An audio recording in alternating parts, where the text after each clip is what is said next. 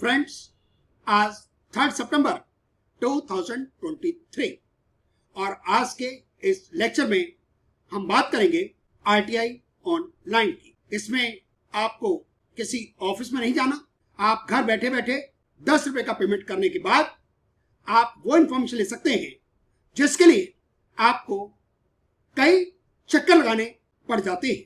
हमारे वाले केस में हमने आरटीआई लगाई है अपने कॉलेज के लिए, जहां पर मैंने 1977 से लेकर 2019 तक टीचिंग किया और 31 दिसंबर 19 को मैं रिटायर हो गया। मैं 28 अगस्त 2023 को अपने पेंशन के कागज मुझे लेने थे।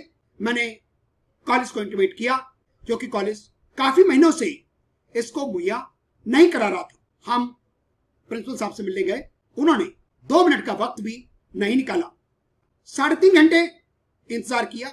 बहुत पीड़ा होती है जब आप प्रिंसिपल का इंतजार कर रहे हैं और वो 2 मिनट का टाइम निकाल सकते थे।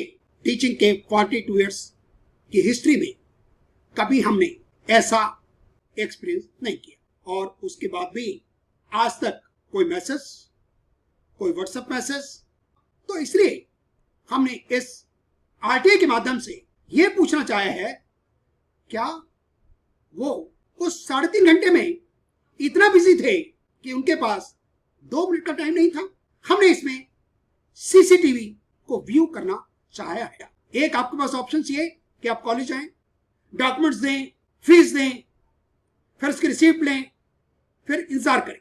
एक तरीका है, आप आरटीआई ऑनलाइन की वेबसाइट पर जाएं, department of higher education choose करें, उसमें यूनिवर्सिटी ऑफ दिल्ली चूज करें और उसमें लिखें कि आपको इंफॉर्मेशन चाहिए श्यामलाल कॉलेज मॉर्निंग से। वो यूनिवर्सिटी ऑफ दिल्ली डायरेक्ट करेगी आपकी application to the PIO of this college. फिर PIO ऑफ कॉलेज इंटीमेट करेगा to the university of Delhi. University of Delhi हमें रिप्लाई कर देगी विद इन 30 डेज। या यूनिवर्सिटी ऑफ दिल्ली डायरेक्ट कर सकती है कि PIO ऑफ श्यामला कॉलेज कि वो एप्लीकेंट को सीधा रिप्लाई दे। इसलिए आरटीआई के थ्रू मांगना सबसे सिंपलेस्ट वे, इजीएस्ट वे, सबसे चीपेस्ट वे, कन्वीनियंट वे, बहुत अच्छा है। Thank you very much for watching my videos. हम rti.online.gov.in की वेबसाइट पर हैं और ये होम पेज है। हमने किया सबमिट रिक्वेस्ट को click, guidelines for use of RTI online portal.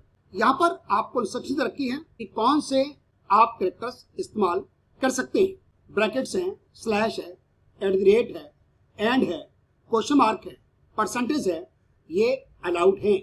आपने जो पेमेंट करना है वो इंटरनेट बैंकिंग से कर सकते हैं, क्रेडिट डेबिट कार्ड से कर सकते हैं या रुपी पे कार्ड से भी पेमेंट ऑफ 10 रुपीज किया जा सकता है। इसको आपने क्लिक करना है। I have read and understood the above guidelines. Submit. हमें कॉलेज को आरटीआई डालनी है। हमें यहाँ पर सिलेक्ट मिनिस्ट्री डिपार्टमेंट में चूज करना होगा, डिपार्टमेंट ऑफ हायर एजुकेशन, ये ड्रॉप डाउन है और इसके बाद सिलेक्ट पब्लिक अथॉरिटी। हम यदि कॉलेज में डायरेक्टली करते हैं तो हमें फिजिकल डॉक्यूमेंट्स देने होंगे।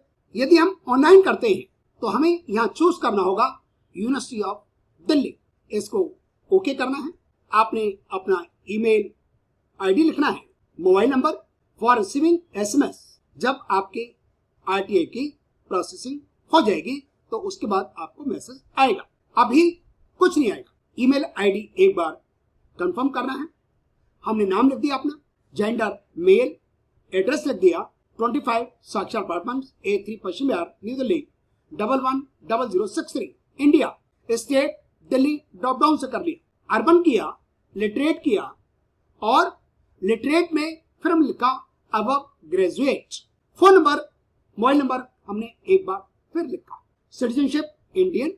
Is the applicant below poverty line? Our answer is no. यदि आप पॉवर्टी लाइन के अंदर हैं तो फिर आपको पैसे देने की जरूरत नहीं पड़ेगी, लेकिन BPL कार्ड आपको लगाना होगा और यहाँ पर आपको टेक्स्ट लिखना है और यहाँ लिमिट है 500 वर्ड्स की। आप PDF भी अपलोड कर सकते हैं, लेकिन उसका साइज 1 MB से ज्यादा नहीं होना चाहिए। मेरी आपको एडवाइस यह है कि आप कोशिश करें कि आप क्वेश्चंस इस तरीके से फ्रेम करें कि आपके 500 से ज्यादा ना हो और आपको कुछ अटैच ना करना पड़े, क्योंकि हो सकता है कि आपके अटैचमेंट में आप कुछ गड़बड़ कर दें और वहां ना खुले। आपको क्वेश्चंस की फ्रेमिंग ऐसी करनी चाहिए कि किसी तरह की एम्बिगुइटी ना हो और आरटीआई में जो इंफॉर्मेशन अवेलेबल है वो आपको मुहैया कराई जाएगी।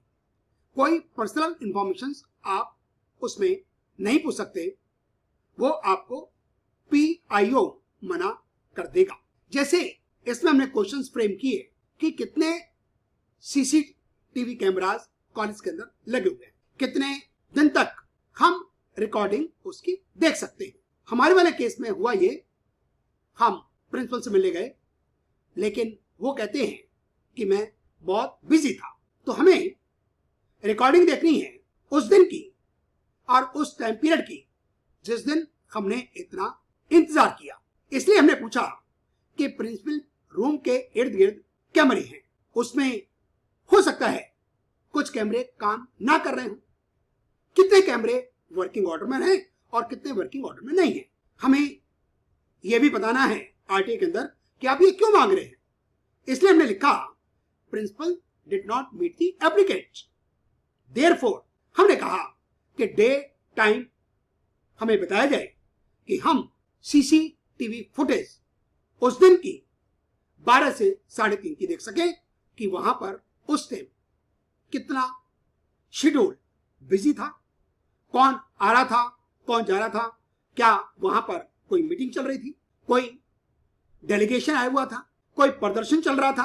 तो हम ये मूवमेंट से जानना चाहते हैं कि क्या वास्तव में उस दिन उनका इतना बिजी शेड्यूल था कि हमसे मिलने का उनके पास वक्त बिल्कुल भी नहीं था।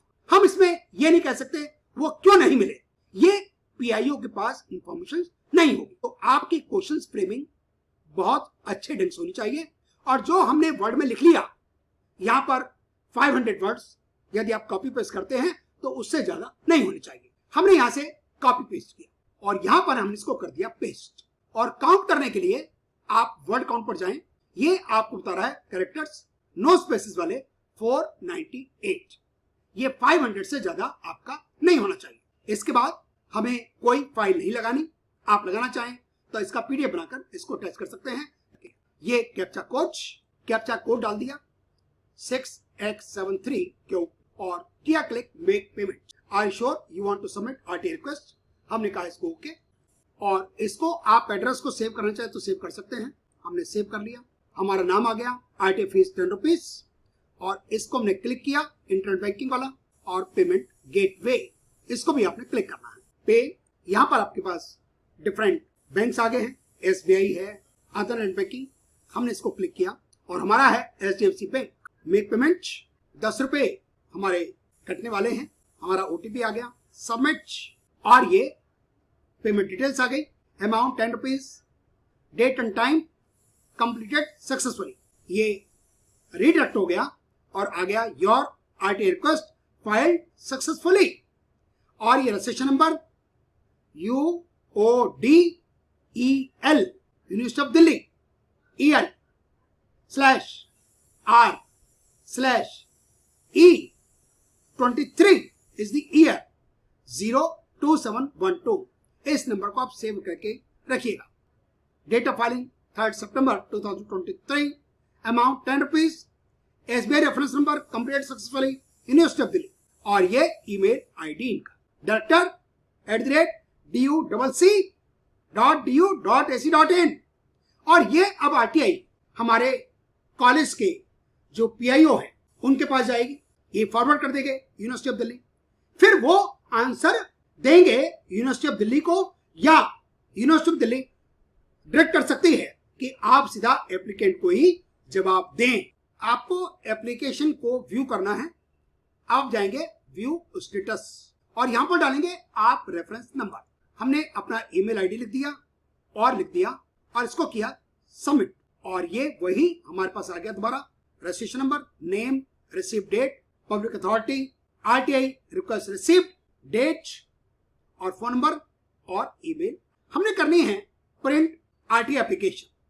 हम इसको क्लिक करेंगे और ये देखिए आ गया पूरा आपका, हमारा एड्रेस आया हुआ है, फोन नंबर, ईमेल आईडी और हमारे क्वेश्चंस भी यहाँ लिखे हुए आगे। How many CCTV cameras are installed in college complex, for how many past date CCTV camera recordings can be viewed, how many cameras are installed in and around.